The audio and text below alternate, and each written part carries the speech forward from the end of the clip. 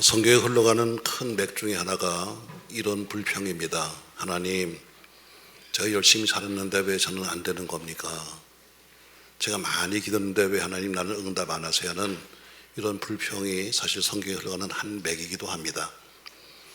오늘 본문도 마찬가지로 악을 향한 사람이 잘 되는 거 보면서 불평하는 그에게 너 불평하지 마라. 그들은 잠깐 있다 없어질 거야 하시면서 너는 힘들고 어려울 때일수록 하나님을 의지해라 이렇게 말하고 있습니다. 그리고 오늘 본문에 보니까 길이란 말을 쓰고 있는데 오늘 저는 여러분에게 여호와께 내 길을 맡기라 이런 제목으로 말씀하려고 합니다. 인생에는 길이 있지요. 눈에 보이는 길도 있고 보이지 않는 길도 있습니다. 생명길도 있고 사망길도 있습니다. 또 성공으로 가는 길도 있는가 하면 실패로 가는 길도 있지요. 어쨌든 우리는 그러나 그 길을 가야만 해야 합니다. 어제도 걸었고 오늘도 걷고 있고 또 내일도 우리는 그 길을 가야만 되는 거죠. 사람은 태어날 때부터 마지막까지 계속해서 길을 걷습니다. 갓 태어나면 등으로 가고 조금 자라면 배로 가고 또 무릎을 가다가 그리고 부모 손을 잡고 일어서서 이제는 혼자 가게 됩니다. 그것을 독립했다 이렇게 말하잖아요. 사람이 육신적으로 독립하게 되면 이어서 정신적으로도 독립하려고 애를 씁니다. 그러다 늙으면 지팡이를 의지할 수밖에 없지요. 근데 그때쯤 되게 되면 마음도 약해지고 자기의 삶을 다른 것에 의존하고 싶어 합니다. 삶의 과정이 길을 걷다가 그 걸음이 멈출 때가 바로 인생이 끝나는 것이고 죽을 때입니다. 그 사람은 계속해서 죽을 때까지 걷는 거죠. 그래서 동방의 성현들은 인생의 길을 도라 이렇게 말해서 다시 말해 길이란 말로 표현하고 있습니다. 사람으로서 못된 짓을 하게 되면 인도에서 어긋났다 이렇게 말하는 것처럼 또 옛날 유명했던 최진 씨가 부른 것처럼 인생은 낙인의 길 하는 것처럼 도대체 어디서 왔다 어디로 가는 거야. 바로 우리는 그 인생길을 매일 더듬고 가고 있습니다. 예수님도 마찬가지로 예수님도 마태복음 7장에서 보니까 좁은 문을 말씀하시면서 너는 길을 가야 한다. 근데 좁은 길을 가야 한다. 이렇게 말씀하고 있습니다. 마태복음 7장 13절 말씀에 이렇게 말씀하죠. 한번 같이 읽겠습니다. 좁은 문으로 들어가라. 멸망으로 인도하는 문은 크고 그 길이 넓어 그리로 들어가는 자가 많고 생명으로 인도하는 문은 길이 좁고 협착하여 찾는 자가 적다 해서 예수님도 길이란 말을 사시면서 좁은 길로 가야 한다 이렇게 말씀합니다. 문제는 사람이 길을 가는데 어려운 길은 뭐냐면 길이 하나만 있는 것이 아니라 여러 갈래의 길이 있기 때문에 우리가 선택해야 된다는 것입니다. 선택은 자유입니다. 그러나 결과도 본인이 책임져야 되는 거죠. 내가 어떤 길을 갈 것인가 내 멋대로 결정하는데 그러나 마지막 책임은 자신에게 있는 겁니다. 어떤 철학자는 자유는 선택을 의미한다 이랬습니다. 우리 인간에게는 무엇을 선택할 수 있는 자유가 있죠. 그러나 우리가 주어진 자유를 가지고 바른 길을 선택하는 것이 그렇게 쉽지가 않습니다. 왜냐하면 한 번 가면 다시 돌아갈 수 없는 길이고 한 번 가면은 다시는 되돌릴 수 없는 길이기 때문에 선택하기가 매우 쉽지 않은 겁니다. 태초로부터 많은 사람이 길을 걸었습니다. 잘 걸어간 사람도 있고 잘못 걸어간 사람도 있었습니다. 좋은 길을 선택하게 되면 많은 사람에게 추앙을 받습니다. 그러나 잘못된 길을 가게 되면 남들에게 손가락질을 당하게 되는 것이죠. 우리가 가는 길은 마치 비 오는 날 마른 땅을 밟으려고 우리가 애쓰는 것처럼 우리는 좋은 길, 갈 길을 찾아야 합니다. 여러 가지 길이 있지만 그러나 전체를 본다면 길은 네 가지 길이 있습니다. 선택은 자유지만 여러분과 저희 네 가지 길이 있어요. 첫 번째가 어둠에서 어둠으로 가는 길이 있습니다. 죄악 중에 사는 사람은 한 번 죄에 빠지면 나오기 쉽지 않습니다. 어둠 속에 사는 거죠. 어둠 속에 들어간 사람은 결국 어둠 속에서 멸망을 당하고 마는 거죠. 예를 들면 아합 왕은 이세벨이라는 여인과 결혼하게 됩니다. 근데 그 여인과 같이 살면서 날이 가면 갈수록 하나님과 멀어지더니 점점 죄악의 늪으로 빠지고 맙니다. 마지막에는 하나님의 종들을 멸시하고 심지어 죽이는 일을 하더니 결국에는 하나님의 제단은 다 무너져 버리고 우상의 도시로 타락하고 말았습니다. 양심이 어두워지면 판단력도 어두워집니다.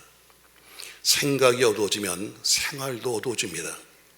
그래서 열왕기하 10장에 보니까 결국 자신만 아니라 그의 가문이 멸망하는데 아합의 아들 70명이 하루아침에 전부 다 몰살을 당합니다. 아합의 친척들이 멸망을 당하고 결국에는 아합과 우상 숭배자와 함께 멸망을 당하게 됩니다. 그래서 보면 왕의 권세를 가진 사람이라 할지라도 하나님을 거역하고 두려움을 모르던 사람이 결국에는 어둠에서 어둠으로 멸망을 당하는 것입니다. 마치 불을 향해서 들어가는 불나비 같습니다. 전 여러분 어둠에서 나와야지 어둠에서 더 깊은 어둠으로 들어가지 마시기를 주의 이름으로 부탁합니다. 두 번째, 어둠에서 빛으로 가는 사람이 있습니다. 어둠 속에 살다 보니까 야 이거 아닌데 해서 스스로 깨닫거나 혹은 남을 통해 깨닫거나 혹은 성경을 통해 깨달아서 더 이상 어둠 속에 있으면 안 되겠다 해서 바로 빛으로 나오는 거죠. 어쩌면 여러분과 저도 마찬가지로 어둠 속에 있다가 빛 대신 예수를 향해서 나온 겁니다. 예를 들면 삭개오 같은 사람입니다. 삭개오는 물질의 명예의 눈이 어두웠습니다. 이유가 있었죠. 삭개오는 성경에 보니까 옛날 성경에는 난장이 됐습니다만 요새는 장애인 이렇게도 부릅니다. 어쨌든 삭개오는 몸에 문제가 있었습니다. 그 당시에 몸에 문제가 있으면 어디 가서도 대접받지 못했어요. 그러니까 항상 어디 가도 항상 남들에게 따돌림을 당하니까 삭개오가 생각합니다. 내가 도대체 어떻게 해야 남들이 나를 우습게 안 볼 거야?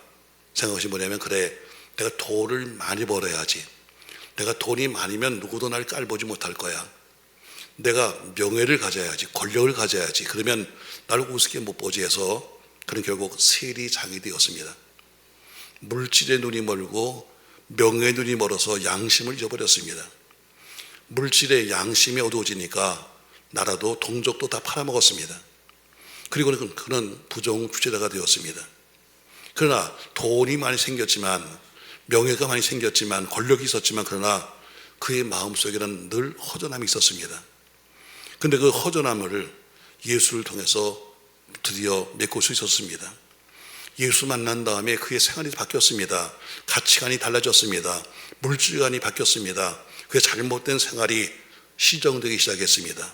과거에 잘못 벌은 돈이 있다면 내가 4배로 갚아줄 것이고 남은 재산을 절반을 팔아서 가는 사람에게 나눠주겠습니다는 것은 그가 바로 어둠에서 생명으로 바뀌었다는 이야기입니다. 예수를 만남으로 새 길을 걷게 된 겁니다. 저는 여러분의 가정을 신방할 때마다 참 느끼는 것이 뭐냐면 그만큼 가졌으면 살만도 한데 그 정도면 제가 볼 때는 웬만큼 잘 사는데 가면 늘 마음이 비어있는 겁니다. 어떤 집은 굉장히 큰 집인데 대낮에도 시꺼먼 카탄을 치워놓은 집도 있습니다. 혼자 우울하게 앉아 있습니다.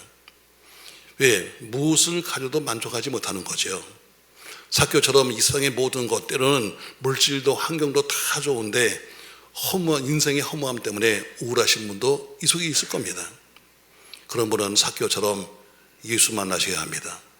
주님 만나야 비로소 허무한 마음을 채울 수가 있는 겁니다. 어둠 속에서 빛 가운데 가는 사람은 변화받은 사람입니다. 어둠에서 빛으로 향하는 사람은 기쁨이 넘치는 사람입니다. 전 여러분 우리가 어둠 속에서 빛을 나온 것처럼 계속 빛을 향해 갈 수 있기를 주의 이름으로 축복합니다. 근데 세 번째는 빛에서 어둠으로 가는 사람이 있습니다. 다시 말해 과거에 좋았던 모든 것에서 이건 어둠을 향해 가는 겁니다. 사람이 선한 길에서 악한 길로 떨어진다는 것은 참 안타까운 겁니다. 예를 들면 가룟 유다 같은 사람, 가룟 유다 하면 배신자의 대명사 아닙니까 여러분? 그러나 사실 예수님이 굉장히 그 유다를 사랑하셨습니다.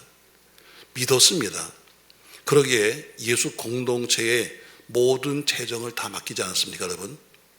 돈을 맡긴다는 것은 그만큼 믿으니까 하는 거지 믿지 못한 사람에겐 절대로 돈을 맡길 수가 없는 겁니다. 예수님께서 믿었기 때문에 예수 공동체의 모든 돈을 다 맡겼습니다. 그럼에도 불구하고 결국 그는 종교인에게 매수당해서 3년 동안 유다는 한 번도 예수를 주라 부른 적이 없습니다. 늘 선생님이라 불렀습니다. 근데 3년 동안 가르치고 3년 동안 먹이고 3년 동안 재웠던 그 선생을 배신하고 말았습니다. 예수님과 마지막 만찬에서 만났습니다. 만찬을 하는데 12명의 제자들과 앉아 계시던 예수님께서 이렇게 말씀했어요. 너희 중에 나를 팔 자가 있다 그랬습니다. 모든 제자가 서로 바라보면서 너야? 너야? 하면서 모두가 수근수근대면서 의심스럽게 쳐다봤습니다. 근데 요한복음 13장 30절에 보니까 예수님께서 떡 한 조각을 띄어가지고 가룟 유다에게 주었습니다. 유다가 그것을 받아가지고 나갔는데 성경에는 밤이었다 이렇게 말합니다. 유다가 그 조각을 받고 곧 나가니 밤이더라 했습니다. 유다는 이미 마음이 어두워졌습니다. 마음이 밤이었습니다. 사단의 조종을 받고 있었습니다. 그가 나가니 밤이라는 것은 영적으로 밤이 온 것을 상징하고 있습니다. 여러분, 예수께로부터 멀어지면 마귀의 밤이 찾아옵니다. 축복의 한계를 벗어나면 저주의 밤이 찾아옵니다. 생명의 것을 등지면 사망의 밤이 오는 겁니다. 영적 생활이 어두워지면 육적인 밤이 오는 겁니다. 사람에게 영적인 밤이 오면 그것은 곧 파멸을 의미합니다. 사랑하는 성도 여러분, 우리는 어둠 속에서 빛을 찾았으니 그 길이 귀한 줄 알고 계속해서 빛으로 가시기를 주의 이름으로 축복합니다. 사람이 무너지는 건 쉽습니다, 여러분. 건강한 사람이 병에 무너지는 것도 쉽지만 신앙도 마찬가지로 순식간에 무너지고 맙니다. 그렇게 자랑스럽게 나는 무슨 신앙 떠들어도 여러분 탑을 보세요. 아무리 탑을 잘 쌓아도 밑에 있는 돌멩이 하나만 뽑아버리면 무너지는 거예요. 신앙도 마찬가지예요. 우리가 몇 대 믿은 신앙이고 내가 무슨 뭐 했고 떠들어도 그의 신앙의 밑뿌리 하나만 흔들어 버리면 넘어지는 게 신앙입니다. 신앙 자랑하지 마십시오, 여러분. 많은 사람이 자랑하고 다닙니다. 나는 뭐 했어요? 난 목사에 자랑하지만 아무리 목사를 여러분 밑부통에 하나만 뽑아버리면 넘어지는 거예요. 그게 바로 빛에서 어둠으로 떨어지는 겁니다. 올라가긴 어려워도 떨어지는 건 쉽습니다. 저 여러분 잘 지키시기 바랍니다. 조금도 자랑하지 마시고 여러분 지키셔야 합니다. 많은 사람이 자랑합니다. 나는 뭐 무슨 신앙이고요. 나는 은혜를 받았고요. 나는 뭐 번사를 받았고요 하는데 아무리 큰 것을 받아도 여러분 순식간에 무너지는 걸 생각하면서 늘 조심스럽게 신앙생활은 늘 조심스럽게 해야 합니다. 그가 자기를 지키는 방법이에요. 오늘 세 번째는 빛에서 어둠으로 떨어지는 사람이 있었습니다. 네 번째 보니까 빛에서 빛으로 가는 사람이 있습니다. 여러분 되시기 바랍니다. 바로 이것이 신앙의 길이요 믿음의 길입니다. 신앙생활은 바로 우리가 빛으로 나가는 겁니다. 빛을 찾아가는 사람들은 늘 높은 곳에 뜻을 두고 있습니다. 땅을 쳐다보면 늘 어둠이지만 하늘을 쳐다보는 사람은 늘 밝은 빛이 보이는 겁니다. 사랑하는 성도 여러분, 괴로운 세상에 산다 할지라도 땅의 것만 보고 땅의 것만 듣고 있으면 늘 실망하지만 똑같은 세상에 살지만 그러나 빛을 찾아가는 사람들은 하늘 보고 살기 때문에 늘 하늘 생각, 하늘 소리를 듣는 겁니다. 저 여러분 빛을 찾는 자에게는 주님을 만날 수 있습니다. 물론 빛으로 가는 길이 쉬운 길은 절대로 아닙니다. 예수님도 그 길을 가셨는데 예수님은 죽음의 십자가를 지고 가셨습니다. 바울도 힘든 사역을 하면서 빛의 길을 갔습니다. 그러나 바울이 얼마나 힘든 길을 갔는지 그 바울은 이렇게 고백하고 있습니다. 고린도서 11장 23절에 보니까 같이 한번 읽겠습니다. 내가 수고를 넘치도록 하고 오에 갇히기도 하고 매도 수없이 맞고 여러 번 죽을 뻔하였으니 유대인들에게 40에서 하나 감한 매를 5번 맞았으며 3번 태장으로 맞고 1번 돌로 맞고 3번 파선하고 일주야를 깊은 바다에서 지냈으며 여러 번 여행하면서 강의 위험과 강도의 위험과 동족의 위험과 이방인의 위험과 신의 위험과 광야의 위험과 바다의 위험과 거짓 형제 중의 위험을 당하고 또 수고하고 애쓰고 여러 번 자지 못하고 줄이며 목마르고 여러 번 굶고 춥고 헐벗었노라. 이런 험한 길을 가면서 그는 빛을 향해서 간 겁니다. 바울은 이 모든 어둠을 이기면서 빛으로만 달려갔습니다. 결국 그는 신앙의 승리자가 되었습니다. 생명의 면류관을 얻게 되었고 영광의 면류관을 얻었습니다. 그러나 바울은 고린도서 15장 10절 하반절에서 그러나 내가 한 것이 아니요 오직 나와 함께 하신 하나님의 은혜였다고는 고백하고 있습니다. 명절을 앞둔 여러분, 여러분의 생활 주변에 어둠을 이기고 빛으로 달려가시다가 마지막에 우리 모두가 신앙의 승자가 되시기를 예수님의 이름으로 축원합니다. 사람의 가치가 어디 있는가? 오래 사는 데 있지 않습니다. 나는 100살이요, 이게 가치가 아닙니다. 여러분, 사람의 가치는 오래 사는 것이 아니라 참되게 사는데 가치가 있는 겁니다. 짧게 살아도 오르보는 삶이 있는가 하면 길게 살지만 남에게 손가락질 당하는 삶도 있는 겁니다. 이왕이면 여러분, 알차고 굵은 삶을 살아야 합니다. 우리가 앞에 있는 길을 어떤 길을 택하며 어떻게 가냐고 하는 것은 참으로 중요한 것입니다. 그러므로 우리 인생길을 가면서 사람 의지하지 말고 배경이나 재물이나 지식이나 경험으로 살지 말고 오직 하나님을 의지하고 살아가는 여러분 되기를 주의 이름으로 축복합니다. 내가 잘 살고 싶다고 잘 살아지는 것도 아닙니다. 내가 성공하고 싶다고 성공하는 것도 아닙니다.